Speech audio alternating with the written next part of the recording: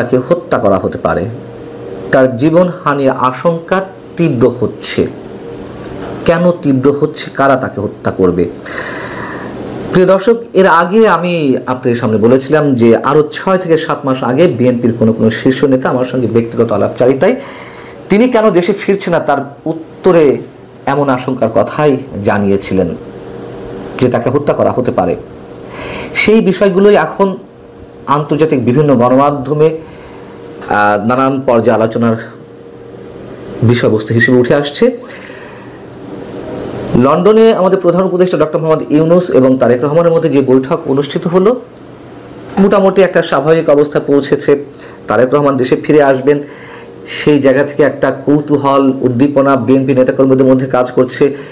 আমাদের নিজস্ব বিভিন্ন গণমাধ্যমে তিনি দেশে ফিরে এসে কোথায় উঠবেন, কোন বাড়িতে থাকবেন, সেই বাড়িতে ধোয়া মোছা কাজ চলছে, প্রস্তুতি চলছে, সেখানে পুলিশি প্রহরা বসানো হয়েছে, নানান ধরনের খবর আসছে। কিন্তু আদৌ তিনি কবে ফিরবেন, আদৌ সেই বাড়িতে থাকবেন কিনা তা নিয়েও যথেষ্ট সন্দেহ রয়েছে। এখনো অনেক কিছু প্রশ্নবিদ্ধ। এত কিছু একটা স্বাভাবিক অবস্থা আসার পরে প্রধান উপদেষ্টা বৈঠকে একটা সমঝোতা হয়েছে এমন ধারণা সবাই করছেন। সেই জায়গা থেকেও কেন তাকে নিয়ে এখনো এই ধরনের প্রশ্ন, সেই জায়গা থেকে আন্তর্জাতিক গণমাধ্যম বিবিসির পক্ষ থেকে তারেক রহমানের আন্তর্জাতিক বিষয়ক উপদেষ্টা হুমায়ুন কবিরের কাছে প্রশ্ন করা হয়েছিল। তার উত্তরে তিনি যা বলছেন তা হচ্ছে, তারেক রহমানের মতো লিডারের সিকিউরিটি কনসার্ন স্বাভাবিক বিষয়, এটা এশিয়া মহাদেশের রাজনীতিতে নাথিং নিউ, নতুন কিছু নয়। Politics in the Asia Pacific আর South Asia anywhere in the world, এই ধরনের সিনিয়র পলিটিক্যাল লিডারের নিরাপত্তা ঝুঁকির বিষয় আছে, সত্য কথা। বাংলাদেশে বঙ্গবন্ধু থেকে শুরু করে সাবেক রাষ্ট্রপতি জিয়াউর রহমান, কিংবা ভারতে মহাত্মা গান্ধী, ইন্দিরা গান্ধী, রাহুল গান্ধী, শ্রীলঙ্কার প্রেমাদাসা এবং পাকিস্তান তো রয়েছেই, এগুলো অস্বাভাবিক কিছু নয়। আওয়ামী লীগের সভানেত্রী শেখ হাসিনাকেও 18 থেকে 19 বারের জন্য তাকে হত্যার উদ্দেশ্যে অনেকভাবে টার্গেট করা হয়েছিল, আক্রমণের শিকারও হয়েছেন। তার একটা বড় প্রমাণ তো 21শে আগস্ট। তো তারেক রহমানের ক্ষেত্রে হতে পারে, অস্বাভাবিক কিছু নয়। আচ্ছা, হুমায়ুন কবির বলছেন, কিন্তু কেন হবে এই মুহূর্তে, কেন এই আশঙ্কা, সেটা আমি পরে আসছি।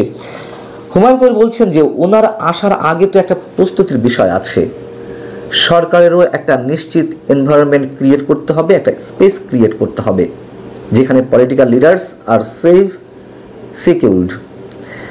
তারেক রহমানের আর এক উপদেষ্টা মাহদি আমিন, তিনিও বিবিসিকে বলছেন, যথোপযুক্ত আইনি এবং রাজনৈতিক পরিবেশ যখন সৃষ্টি হবে তখন তিনি ফিরবেন।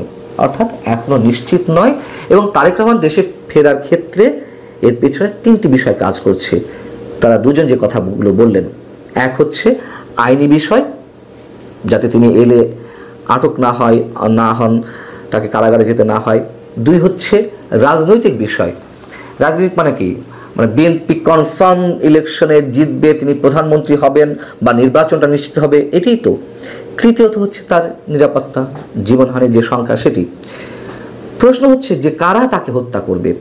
আমার সঙ্গে যখন কথা হচ্ছিল বিএনপির কোনো শীর্ষ নেতার আরও অনেক আগে, তারা বলছিলেন যে ভারতে কথা বলছিলেন, ভারতের গোয়েন্দা সংস্থা র তাকে হত্যা করতে পারে। এটাও অস্বাভাবিক কিছু নয়। কিন্তু সেই সময়ের পরিপ্রেক্ষিতে যদি আওয়ামী লীগ ক্ষমতায় থাকতো, তর্কের খাতিরে ধরে নিচ্ছি। কিন্তু এখন কেন? এখন তারেক রহমানকে সেভ করার জন্য বরং তারা আরও চেষ্টা করবে।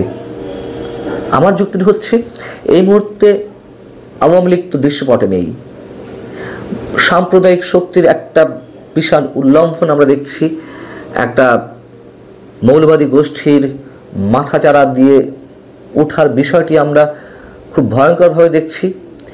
সেই জায়গায় তারেক রহমানের মতন লিডারশিপ না থাকলে জঙ্গিবাদ, সাম্প্রদায়িকতাবাদ কিংবা মৌলবাদ আরও বেশি মাথাচাড়া দিয়ে উঠতে পারে, এটা তো ভারত জানে।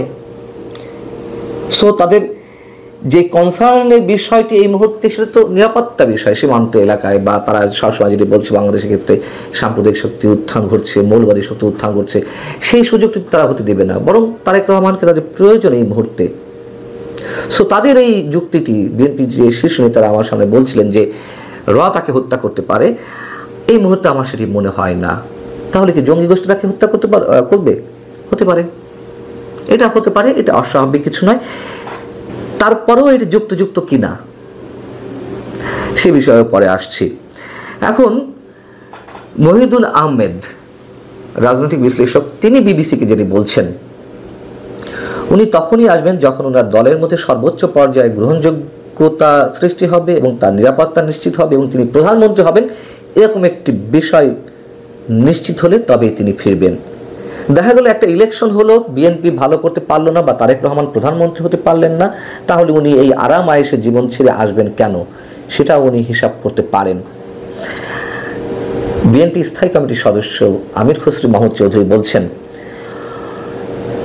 এই বিষয়ের সঙ্গে অর্থাৎ তারেক রহমান ফিরে আসার বিষয়ে এর সঙ্গে অনেক টেকনিক্যাল ইস্যু জড়িয়ে রয়েছে, ওইগুলো বলা যাচ্ছে না, মানে তিনি প্রকাশ করতে যাচ্ছেন না। আমাদেরকে তো সব দিক থেকে বিবেচনা করেই ওনার আসার বিষয় ঠিক করতে হবে, অনেকগুলো বিষয় থাকতে পারে এখানে, সবগুলো বিবেচনায় এনে ওনার সিদ্ধান্ত নিতে হচ্ছে। যেটা বলছিলাম, যদি এই ধরনের আশঙ্কা থাকেও, তিনটি রাজনৈতিক অনিশ্চয়তা কিংবা আইনগত অনিশ্চয়তা অথবা তার জীবনহানির সংখ্যা, তর্কের খাতিরে ধরে নিলাম যে এগুলো সবটাই রয়েছে, তারপরেও তিনি ফিরবেন না। কেন ফিরবেন না?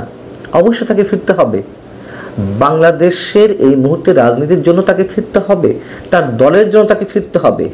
এই অনিশ্চয়তাগুলো যদি থেকে থাকেও, তারপরেও কি কোনো রাজনৈতিক দলের প্রধান দেশের বাইরে এভাবে থাকতে পারেন? নিশ্চয় না। বরং এখন, মানে আমি তর্কের খাতিরে কথা বলছিলাম যে যদি ওই ধরনের অনিশ্চয়তা থাকেও, তারপরেও থাকতে পারেন না তিনি দেশের বাইরে। আর এখন তো তার পক্ষে দেশের উর্বর ভূমি প্রস্তুত হয়ে আছে। বিএনপির সবচেয়ে বড় জনপ্রিয়তা এই মুহূর্তে, অন্তত ইলেকশনে তাদের জয়ের সম্ভাবনা বেশি রয়েছে। সেই সব বিবেচনায় কেন তিনি ফিরবেন না? কেন এখনো পর্যন্ত সব কিছু ঠিকঠাক করেই আসবেন? এটা তো কোনো দক্ষ বা কৌশলী বা অভিজ্ঞ কোনো রাজনীতিকের জন্য এমনটা হতে পারে না। হয়তো তিনি ফিরবেন, আমরা তেমনটাই আশা করতে পারি। আর যেটি বারবার বলা হচ্ছে যে সরকারের সঙ্গে একটা সমঝোতা বা সরকারের একটা স্পেস ক্রিয়েট করতে হবে, তাহলে আরও বড় প্রশ্ন, লন্ডন বৈঠকে তাহলে কি হলো? সত্যিই বিএনপি ট্র্যাপে পড়ল? ভালো থাকুন সবাই।